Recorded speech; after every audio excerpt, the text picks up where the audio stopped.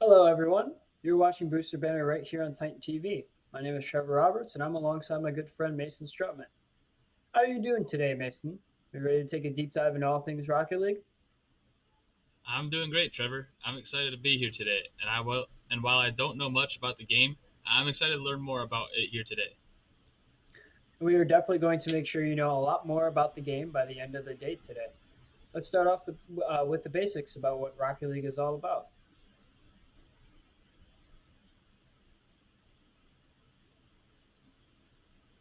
For those of you who don't know, Rocket League is a twist on the age-old game of soccer. In Rocket League, the rules are thrown out of the window, and players drive cars down the pitch. Can you also boost into the air and take the battle to the skies?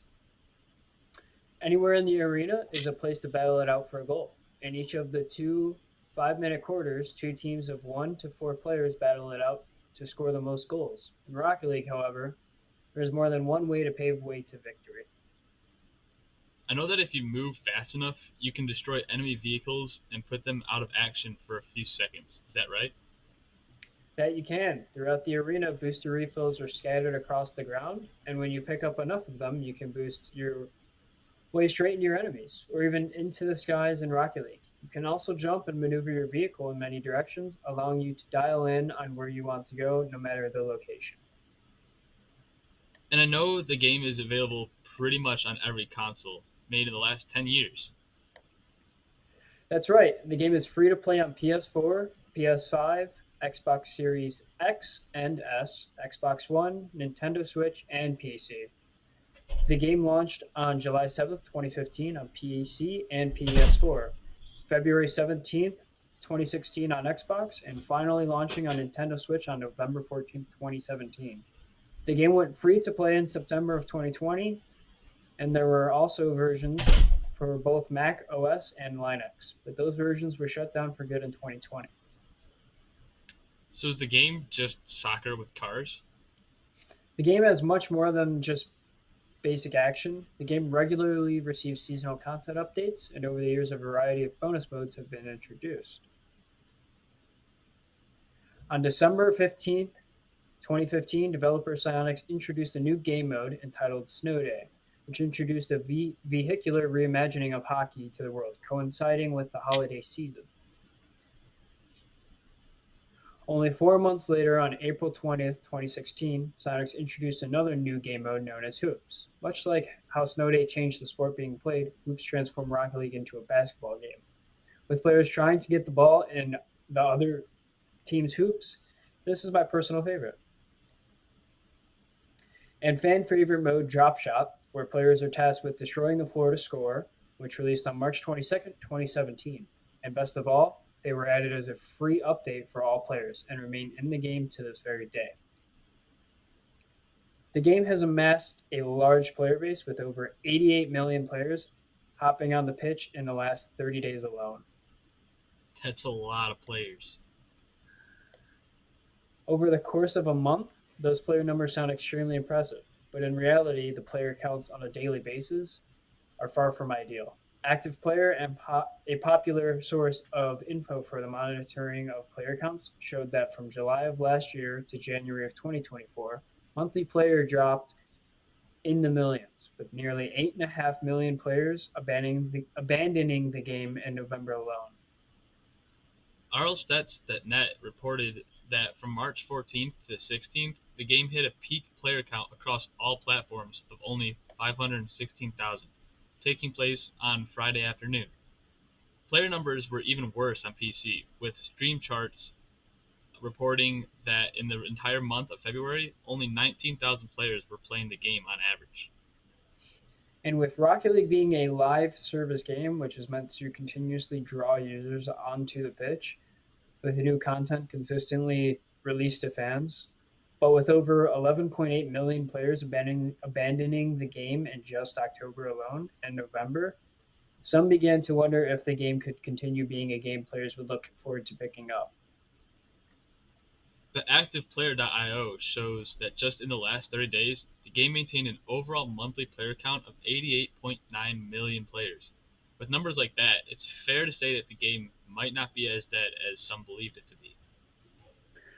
While the average player counts are nowhere near their peak, which racked up over 99.5 million players in July of 2021 alone, this by no means indicates that Rocket League is going anywhere. And with active player also reporting that in the last 30 days, the game drew in over 3.42 million new players and was watched for over 11,450,000 hours just on Twitch, it's fair to say that Rocket League is going to be here for a very long time. When we come back, we will be telling you all about the new content that was just added in the Season 4 content update, 14 content update.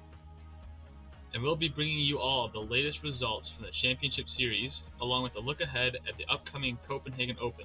So don't go anywhere. Booster Banter will be right back, right here on Titan TV.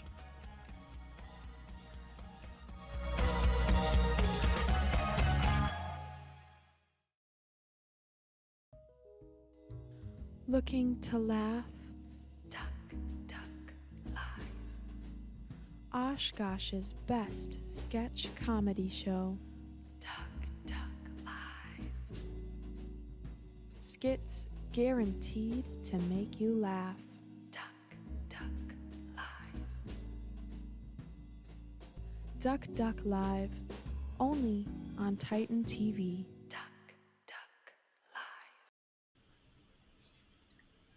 Welcome back to Booster Banter right here on Titan TV. Now, before the break, we talked about the basics that you need to know to play the game, along with the history of the game since its 2015 release.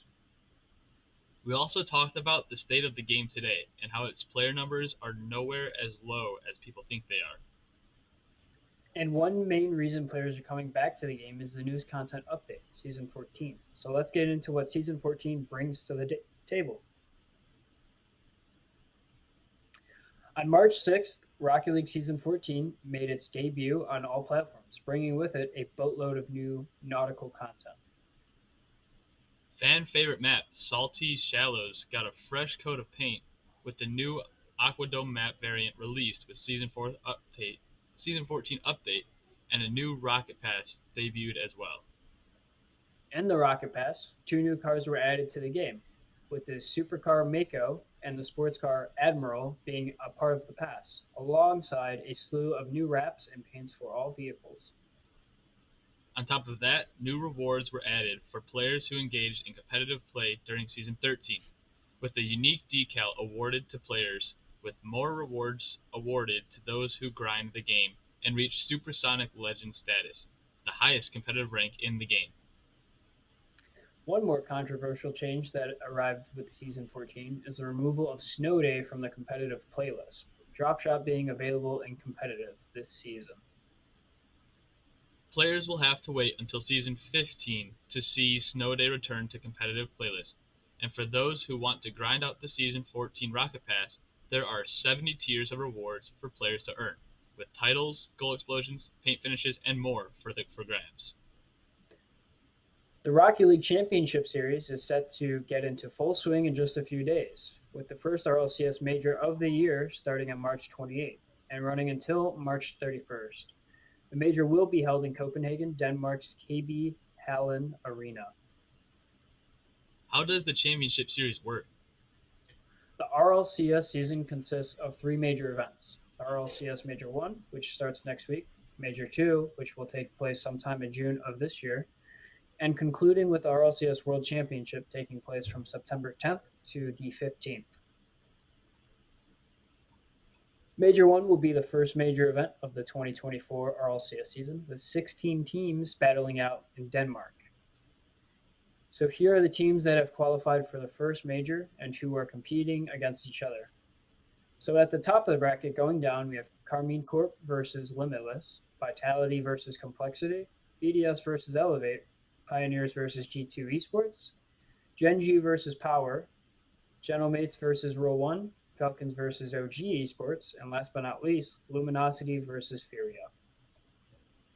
The format is simple. It will be a Swiss stage, meaning you must win 3 games to qualify for Major 1 playoffs. That means out of the 16 teams competing, 8 teams will be eliminated within the first 2 days. From there, it's a single eliminating bracket to decide the Major 1 winner. All of these teams will be competing for a prize pool of $255,000. There are a few teams that are really on everybody's radar. For starters, Carmine Corp have been so dominant in all 3 open qualifiers. In fact, they got first place in all 3 in Europe. Carmine Corp's team includes Viteria, Rise, and Atto. People will argue that Viteria is the greatest Rocket League player in the world. The other 3 teams would have to be Vitality, G2, and Luminosity. What is so special about those teams? Well, Vitality also has a great player in Zen, who was RLCS MVP last season. G2, on the other hand, have some of NA's greatest players on one team. You have Daniel, Beast Mode, and Atomic are all extremely talented at the game. Some would say a dynasty in the making. One of the teams that the fans are most excited for is Luminosity Gaming. This team has been on a tear recently and shown no signs of slowing down. Right now, we are looking at the latest open qualifiers Luminosity performed in, and boy, did they not disappoint. First in goals, assists, score, shot percentage, and demos per game is a huge feat, especially when North America is so close skill wise. I want to harp on the demo game of Luminosity. That awkward playstyle is a huge reason they did so well in the last open qualifier. Cheese and Reddles are the 2 players that rely on the heavy demo game. MJ Isber, the 3rd player on the team that is extremely mechanical playstyle, works well with Cheese and Reddles. During this open qualifier, Cheese went absolutely berserk. Yeah, it was very exciting to see from a fan perspective. Cheese couldn't miss.